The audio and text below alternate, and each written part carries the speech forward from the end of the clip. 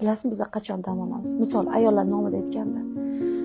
Shu masalan pul bersangiz ko'chaga chiqib bitta marojniy yeb kelib to uygacha kelguncha dam oladi ayol kishi. Ishoning, uyda o'tirib dam olmaydi. Uyda ming ishlaydigan ayol ham uyda ishini qiladi, xayoli bo'ladi.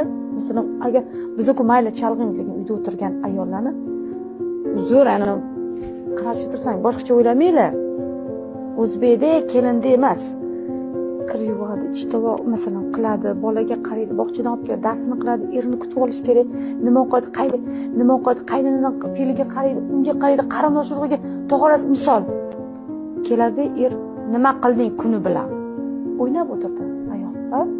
Muzga qo'yib o'ynab o'tirdi kechgacha. To'g'rimi?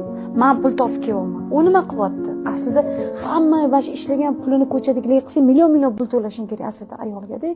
Kelib undan ko'ra yaxshimisan onasi, charchamadingmi? Baraka topib, yaxshi hamsan, borsang, uyingni chiroyli qilib o'tiribsan deb bo'ldi.